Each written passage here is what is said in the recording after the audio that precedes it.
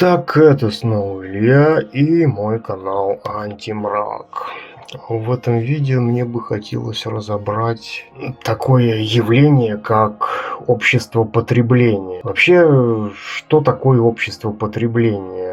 Общество потребления – это общество, где потребление выходит за рамки того, что обусловлено практической необходимостью. Например, человек покупает какую-нибудь вещь, которая, как он думает, подчеркивает его принадлежность к некой группе людей. Неважно, что это машина, либо же какие-то гаджеты вроде вот этого Apple и так далее. Допустим, если мы рассмотрим товары, являющиеся продуктом высоких технологий, например, смартфон, то это, несомненно, является великим технологическим достижением, к созданию которого причастны множество ученых и программистов.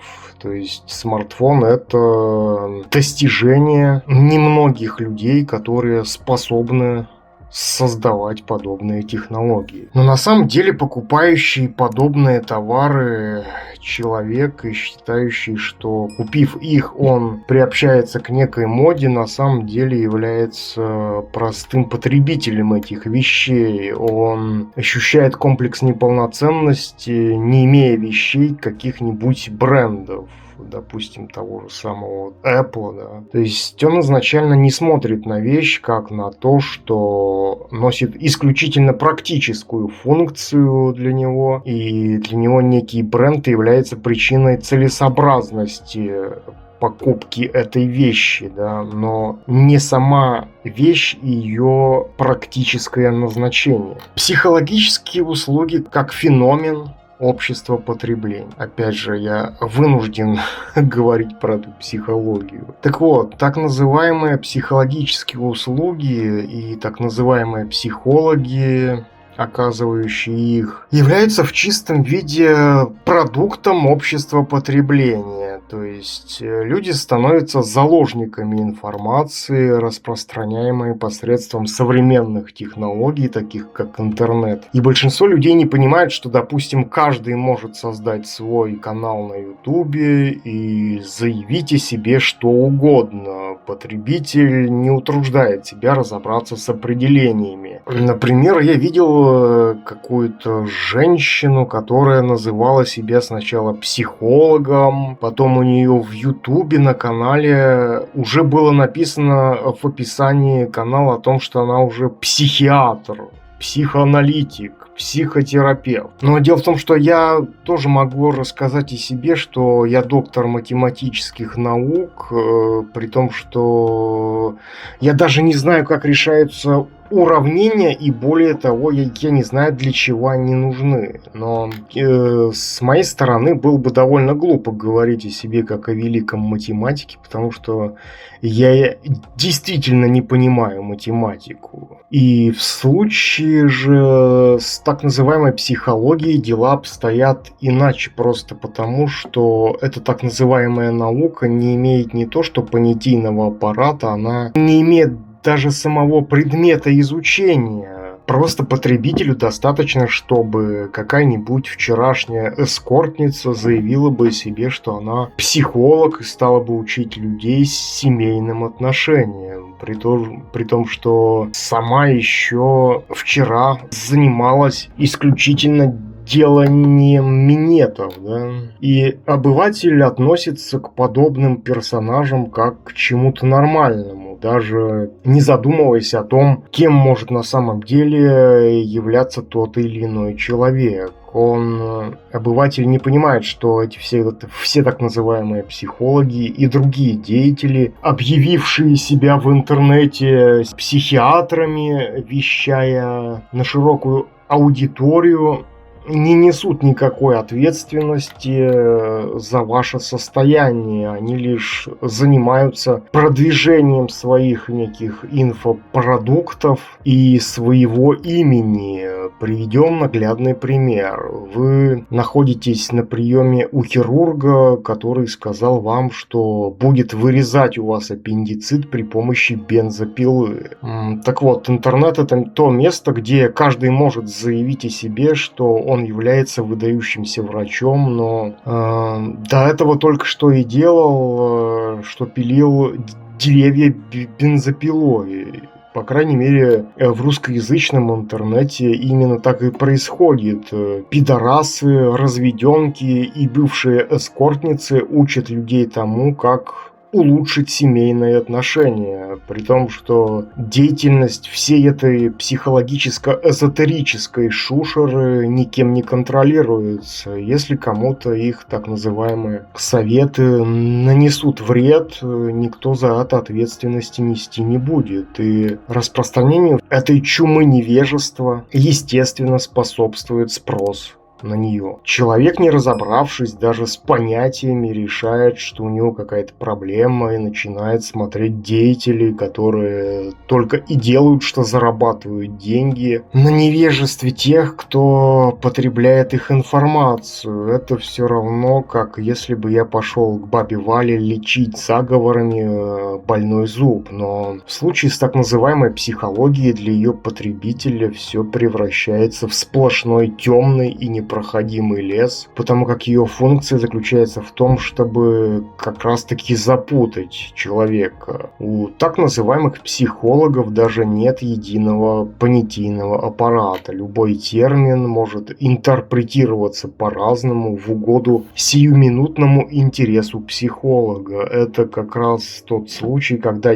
деятель, то есть психолог, подстраивает неопределенные психологические понятия под конкретную свою жертву, чтобы у нее создавалось бы впечатление, что ведется некая вот такая серьезная работа с некой конкретной ее проблемой. То есть психолог — это маг постоянного переобувания, который вынужден это делать просто потому, что сама его деятельность — это в чистом виде фейк, заключающийся в том, чтобы подкрепить у своей жертвы ее же собственное заблуждение относительно своего представления о себе и об окружающей ее реальности. И судя по количеству аудитории у данных деятелей, становится ясно, что людей, желающих сдать свой мозг в аренду психологам, неисчерпаемое количество. И это люди, чья так называемая проблема просто создана благодаря той самой психологической шушере,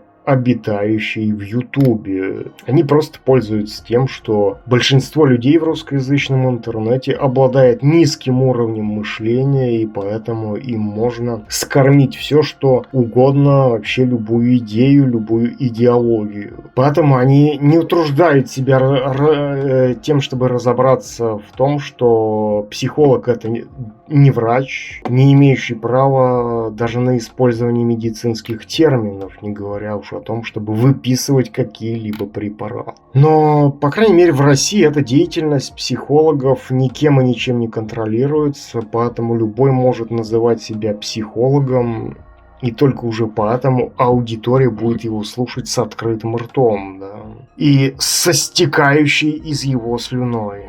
И при этом они будут считать этого человека великим врачевателем душ человеческих. Хотя никто не знает, что это за душа такая, в том числе и сама жертва психолога. В России люди не умеют думать, поэтому та дикость, происходящая с вседозволенностью психологов в Ютубе, может привести к весьма плачевным последствиям, и никто этих деятелей наказывать не будет, потому что их деятельность никем не контролируется, опять же, да. У человека почему-то возникает доверие к данным деятелям уже только потому, что они называют себя магическим словом психолог, и потому что они якобы занимаются решением каких-то неких конкретных проблем. Так вот, в чем же суть психологии как отрасли общества потребления?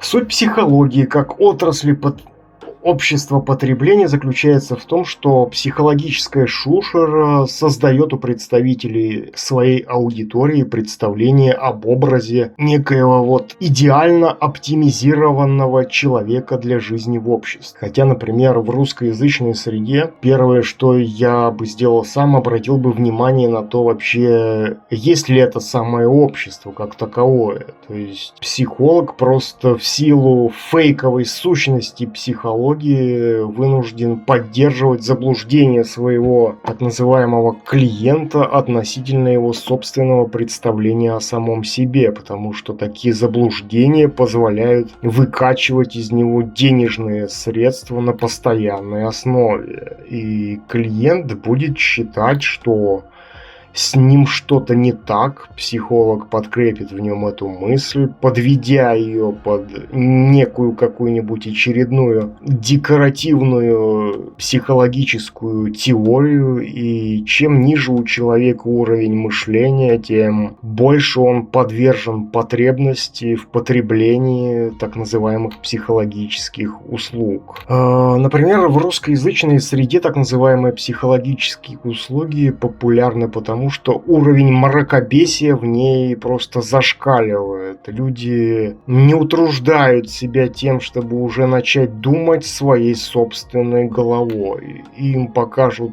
какого-нибудь персонажа по телевизору, представив его как великого психолога, и невежественный народ хлынет к нему на прием, как будто бы он уже в их глазах выглядит научным светилом. Благо, что телевизор смотрит в основном такое невежественное большинство, для которого психолог и врач – это что-то приблизительно одно и то же. Массовый потребитель. Товары, являющиеся продуктом высоких технологий, стали общедоступными.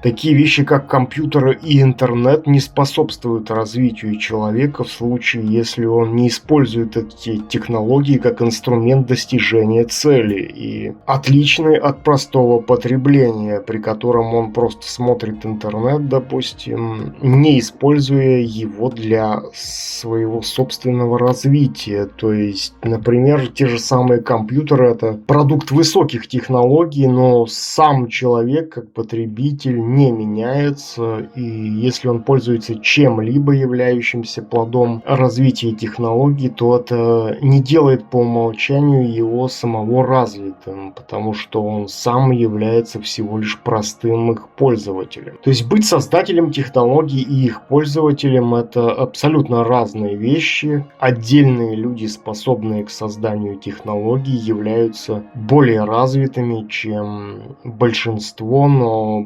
большинство лишь является потребителем того, что является продуктом этих технологий, которые создает меньшинство. Если можно привести такую метафорическую аналогию, то программист, создающий программу Windows, дает возможность ее рядовому пользователю работать за компьютером, но и детали самого компьютера изобретаются людьми, понимающими принцип работы микросхем, составляющих компьютер, на который в последующем устанавливается Windows, без которой компьютер для простого потребителя представляет из себя просто бессмысленный набор деталей. То есть, как видно на выше приведенном примере, конечный пользователь – это всего лишь такой же простой потребитель, который понятия не имеет о принципах работы компьютера и программного обеспечения, позволяющего пользоваться этим компьютером для своих бытовых целей. То есть потребитель пользуется компьютером через интерфейс, максимально приближенный к его пониманию.